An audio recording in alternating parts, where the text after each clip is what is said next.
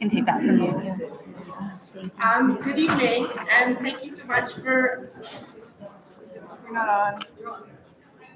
It's on? Hello? Hi, thank you so much for joining us at the FGCA. We are very pleased to host this all candidates open house for mayoral and council candidates. We are a very committed and dedicated neighborhood community association, and we are extremely pleased to engage with the community to host events such as these, and we thank you all for coming. So we are going to have 5-minute speeches from 3 mayoral candidates. There will not be any time for questions. However, they will return to the gym and you can go and speak to them individually if you have questions. So the first person I would like to introduce, please, is Marianne Alto, and she will come and give her pitch. Thank you so much. I'm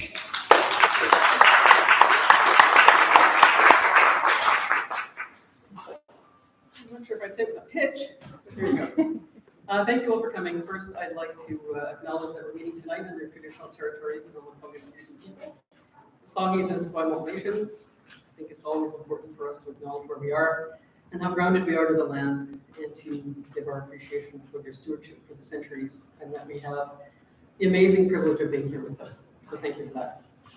So I'm Marianne Alto, and I'm running for mayor.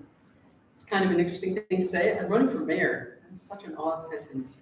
And it's a sentence that's born on a sense of what I think is needed in the next term. I've got 6 platform themes. You can see all about them on the website, which is altomayor.ca. It's very easy, and I'm not going to speak to them specifically tonight. You can come and speak with me after. I will be here for the duration of the evening next door, and I'm happy to talk about housing and well-being and climate adaptation and the economy and city services and reconciliation. But tonight I want to talk with you about something else. It's 1 month till Election Day, and that seems a bit terrifying and incredibly soon. What I really want to ask you to go away tonight is to think about what type of qualities that you want in your next mayor. I think what I've heard people say is that what you want is someone who understands how important it is and how fair it is that our future is shared with Indigenous people in the region.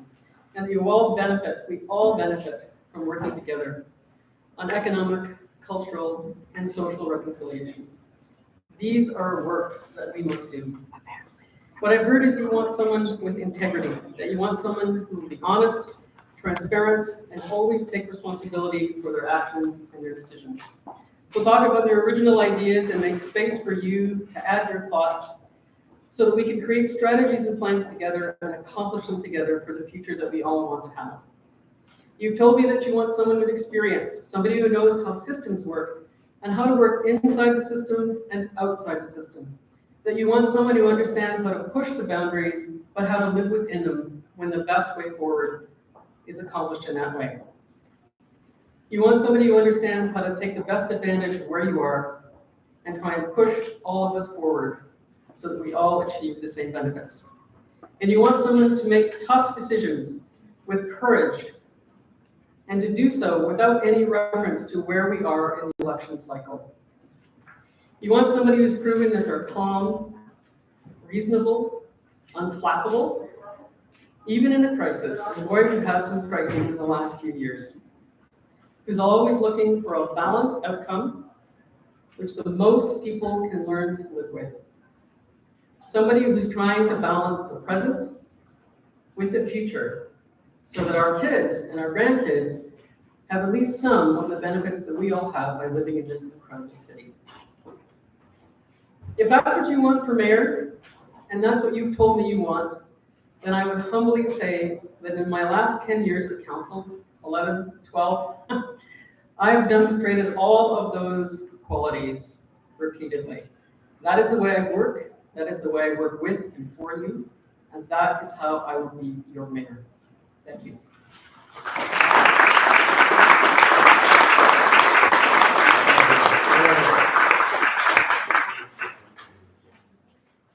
Thank you, Marianne. And now we will have Stephen Andrew, please.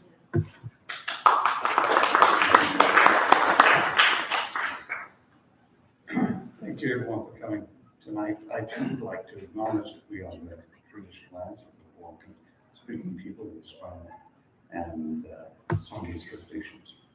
You know, it's wonderful to have so many people here involved in the democratic process. I think it proves the challenges that we have faced over the past few years have subsided somewhat, and that democratic engagement still matters. I too have a number of platform planks, and I'm going to ask you if you would to come and have a chat with me afterwards.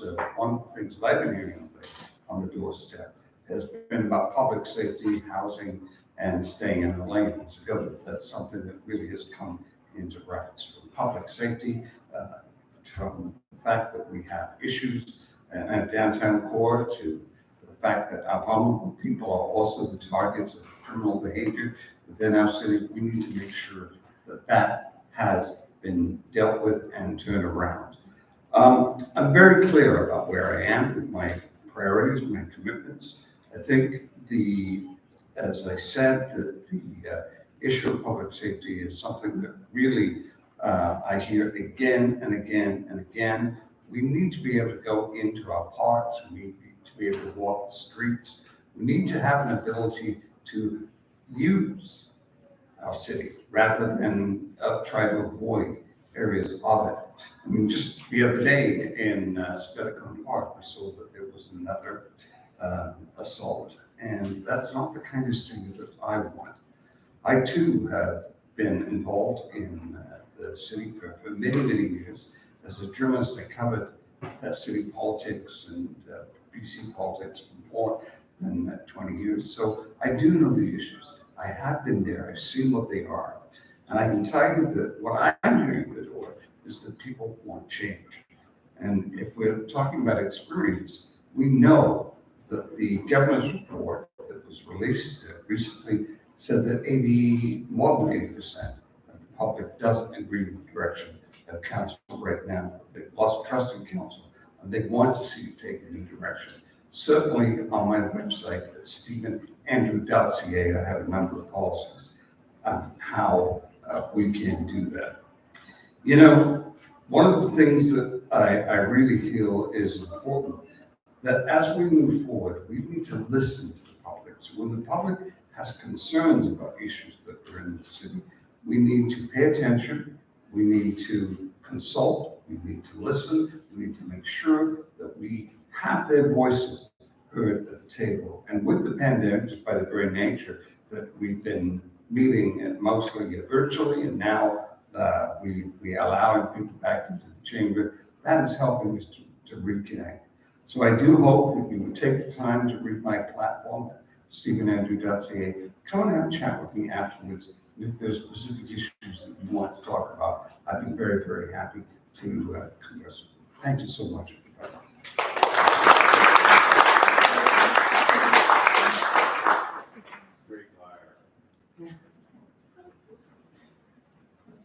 Thank you so much, Stephen. So now we have David Arthur Johnston.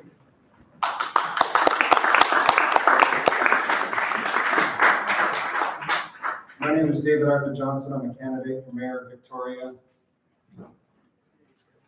I hesitate on the normalization of acknowledging whose land we're on, just because I feel that there's a political nicety, sociopathic. It's not quite true. It's not as if concerned natives would get their land back if they asked nicely. Empty lip, Patience. I'm here to challenge your capacity to presume innocence. I don't have much experience being a politician beyond talking to a lot of people all the time about ridiculous things. I'm suggesting that there's only one thing that needs to happen in Victoria. One domino, one small snowball on the top of a hill, and that the addiction epidemic can be ended outright, and that there are dark, manipulative reasons why it hasn't. The problem with ending the addiction epidemic is that tent cities become tenable. And there's nothing worse for business, especially if you're building condominiums everywhere, than tent cities becoming normalized into society. And so thank goodness we have so much crack, crystal meth, and heroin to keep those pesky tent cities untenable. I wonder who has such a stake in maintaining the addiction epidemic. Mayhaps it's not just immoral capitalism gone wild. Mayhaps there's forces at work that will not lightly let go of a billion or $1 trillion industry and will, for the good of civilization, break a few eggs. I'm suggesting there's organizations in this town that would very, very much not want me to become mayor.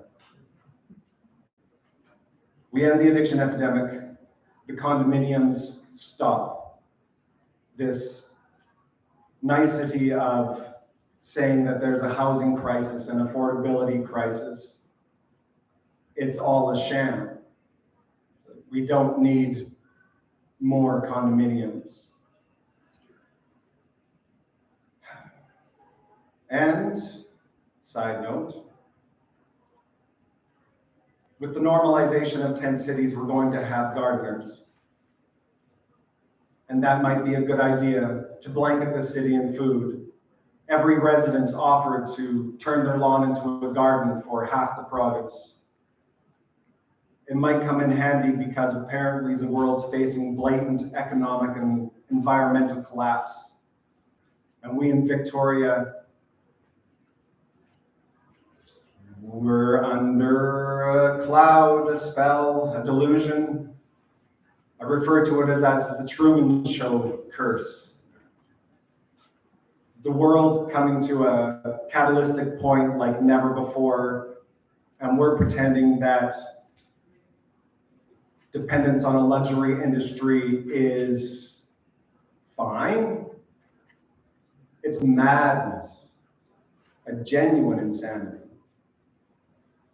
As a city, as a community, we could be at least not arbitrarily presuming there's going to be economic recovery. We could be planting food everywhere. We could be holding account these people that have manufactured an addiction epidemic that's destroying thousands upon thousands upon thousands of lives, buying these disposable hotels and mini homes, not in an effort to transition people off the street, but in an effort to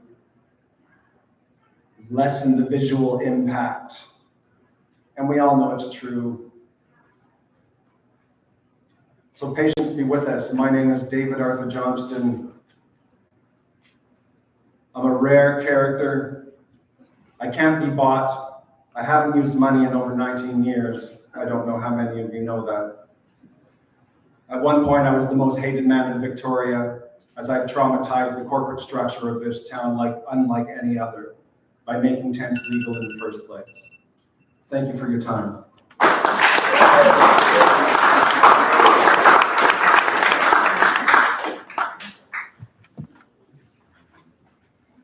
Thank you so much for all of your time and attention. Thank you, David.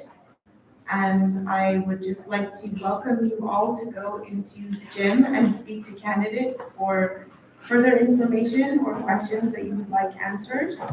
And I wish you all a very good night. Thank you so much.